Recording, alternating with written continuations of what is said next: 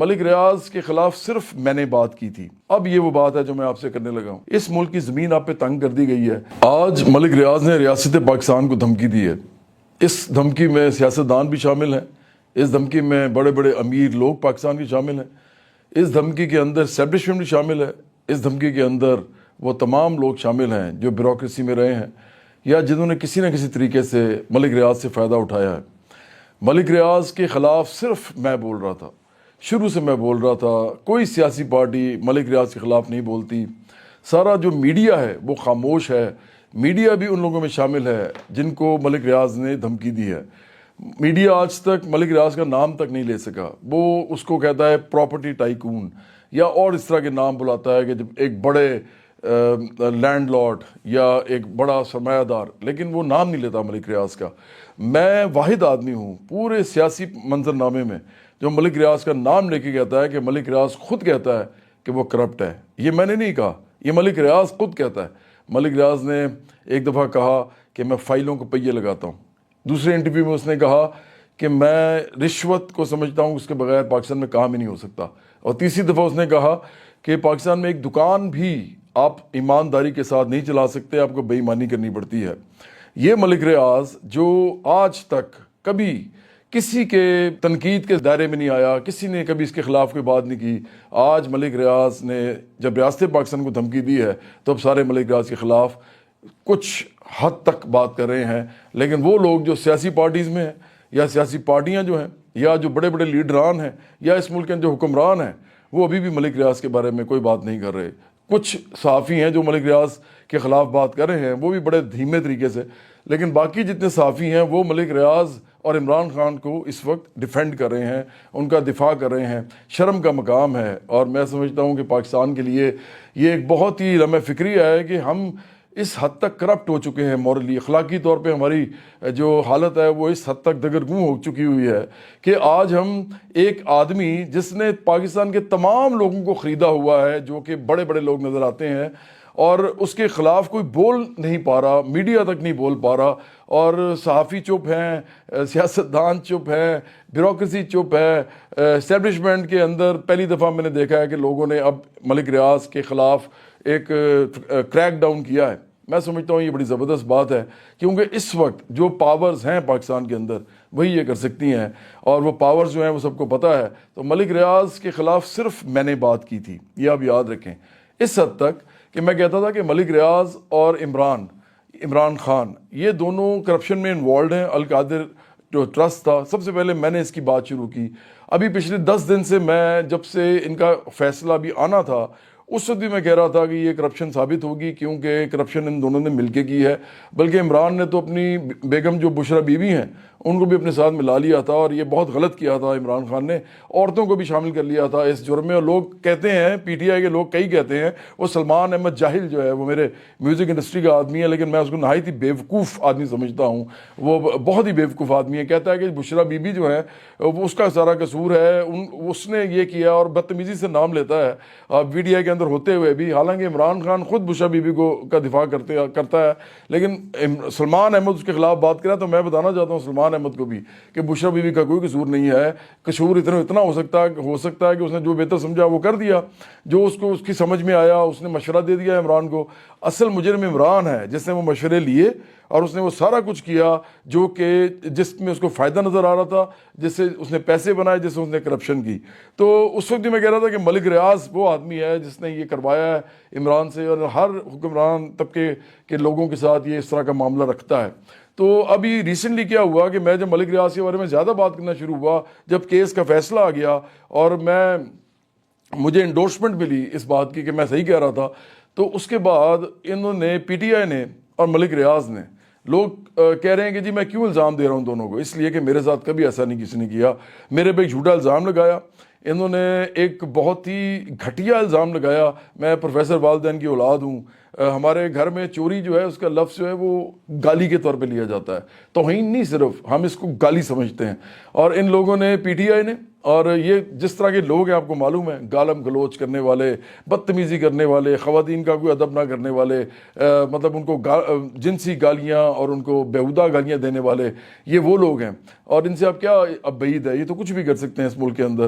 عمران نے ان کو جو ٹریننگ دی ہے وہ آپ سب کو پتہ ہے، تو یہ انہوں نے یہ پھرانا شروع کیا، اور میں سمجھتا ہوں کہ اس سے ملک ریاض بھی انوالوڈ ہو سکتا ہے، کیونکہ ملک ریاض کے جو اس کے بزنس ہے، اس کے تانے بانے ہر جگہ ملتے ہیں آپ کو۔ کوئی ایسا ڈپارٹمنٹ نہیں ہے پاکستان کا، کوئی ایسا ادارہ نہیں ہے پاکستان کا جہاں پہ اس کے لوگ نہ ہوں۔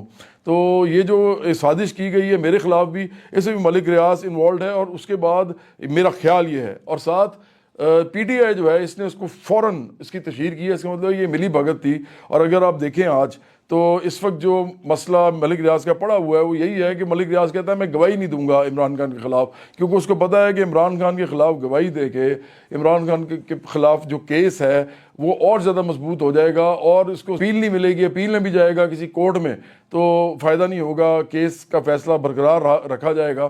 اس کے علاوہ بھی ملک ریاض کے اور بھی بہت سے معاملات ہیں، جو طاقتیں جو ہیں پاکستان کی، جو اس وقت اسٹیبلشمنٹ ہے اس کو معلوم ہے، اور وہ اسٹیبلشمنٹ کہہ رہی ہے کہ ملک ریاض واپس آئے گا، گواہی دے گا تو عمران خان کے اوپر اور بھی کرپشن کے کیسز نکلیں گے۔ لیکن میں یہاں صرف یہ کہنا چاہوں گا، کیونکہ میں تو اس وقت ایسی پارٹی کا چیئرمین نہیں ہوں جو اس وقت حکمران ہے یا جو ہم اپوزیشن لیڈر ہیں، تو ایک بات میں ضرور کہنا چاہوں گا، اس ملک کے اندر سے کرپشن اگر آپ نے ختم کرنی ہے تو صرف ملک ریاض نہیں، ادھر بہت سارے اور بھی لوگ ہیں، اور اسپیشلی تمام پارٹیز کے اندر لوگ ہیں، اور ان سب نے ملک ریاض سے فائدے اٹھائے ہیں۔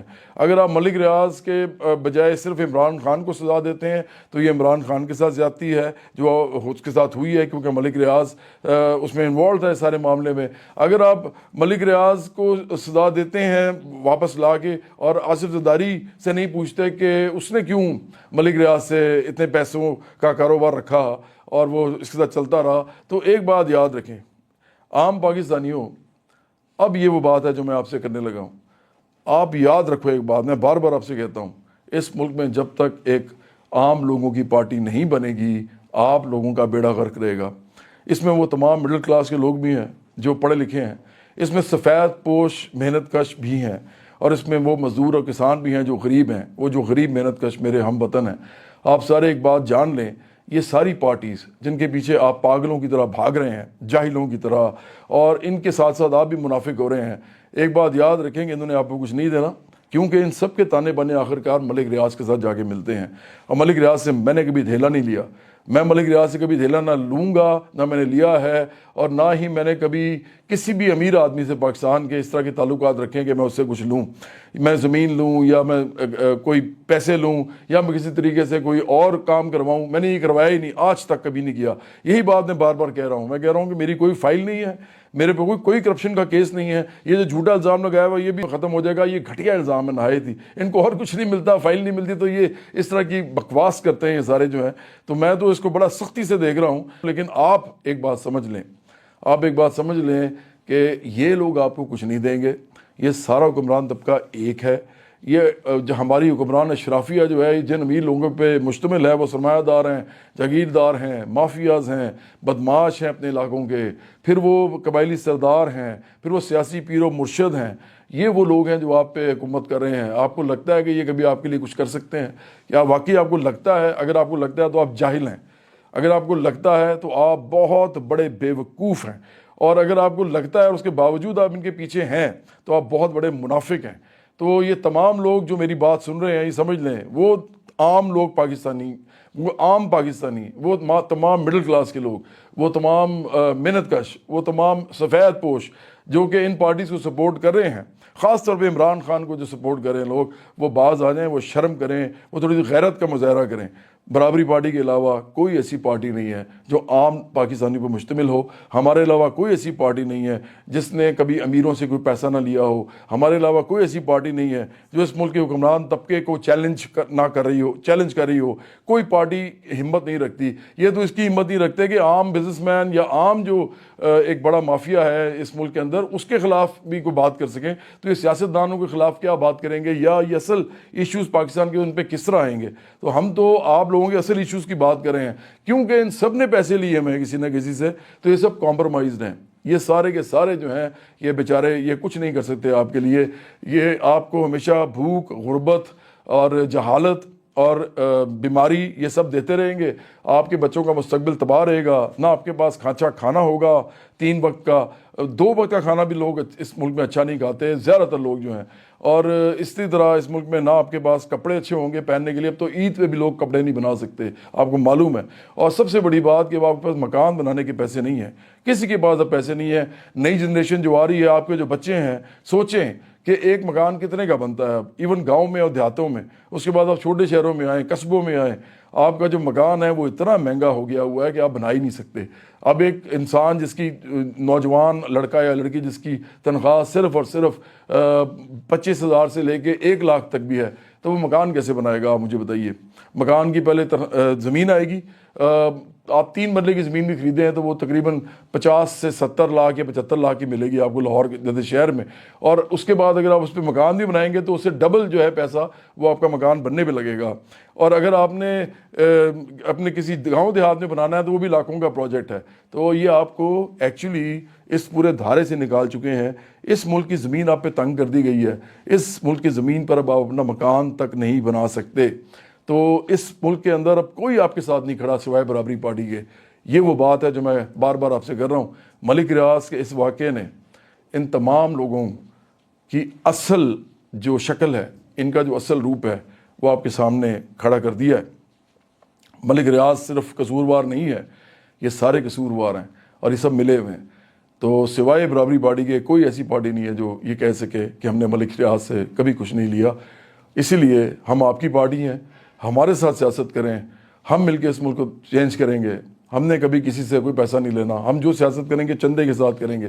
جیسے کہ میں نے پہلے بھی کہا تھا، 1 کروڑ ممبرشپ صرف ہمیں چاہیے شروع میں. صرف 1 کروڑ ممبرشپ، کچھ بھی نہیں ہے. 25 کروڑ کا ملک ہے یہ. 1 کروڑ ممبرشپ اگر مل جائے اور آپ صرف 100 روپیہ ہمیں دیں ایک مہینے میں، صرف ایک مہینے میں 100 روپیہ، تو ہم 1 ارب روپیہ جو ہے وہ ہمیں ایک مہینے میں ملتا ہے اور 12 ارب روپیہ ہمیں 1 سال میں ملتا ہے. مطلب اگر آپ ہمیں صرف 100 روپیہ دیں، میں بار ریپیٹ کرتا ہوں، آپ 1 کروڑ لوگ ہوں، ہمیں 100 روپیہ دیں صرف، تو ہمیں ایک مہینے میں 1 ارب اور 1 سال میں 12 ارب روپیہ ملتا ہے اور 5 سال میں وہ 60 ارب روپیہ بنتا ہے. تو پارٹی بننے کے لیے تو بہت کم اس سے پیسے چاہیے ہوتے ہیں بڑی پارٹی بننے کے لیے. تو برابری پارٹی کو پورے ملک کے ہر کونے میں، ہر گھر میں لے کے جانے کے لیے آپ لوگ خود اس کو بنائیں گے. یہ پیسہ بھی آپ خود یوز کریں گے، یہ ہم نہیں یوز کریں گے. یہ آپ اپنے لیے استعمال کریں گے، اپنے علاقوں میں کریں گے، یونین کاؤنسلز میں کریں گے، وارڈز میں کریں گے. ابھی لوکل گورنمنٹ کے الیکشن آنے والے ہیں، اس کے اندر بھی یوز کریں گے. پھر آپ جو پروونشل اسمبلی کے حلقے ہیں ان میں یوز کریں گے. پھر آپ جو نیشنل اسمبلی کے یعنی قومی اور صوبائی جتنے حلقے ہیں ان میں آپ یہ پیسے یوز کریں گے اور لوگوں کو بتائیں گے کہ برابری پارٹی کیا ہے. تو اس طرح ہماری پارٹی بنے گی. ہم کسی امیر کے پیسے پہ نہیں چلتے، ہم کسی امیر کے قرض دار نہیں ہیں کسی امیر کے. تو اسی لیے امیر جب تک ان لوگوں کو پیسے دیتے رہیں گے، یہ ان سے اپنا کام کرواتے رہیں گے، یہ ملک امیروں کے لیے چلتا رہے گا، غریبوں کے لیے نہیں چلے گا. اور آپ کی حالت ایسے ہی رہے گی جیسے آپ کی پچھلی نسلوں کی تھی، اور آپ کی اگلی نسلیں بھی ایسے برباد رہیں گی.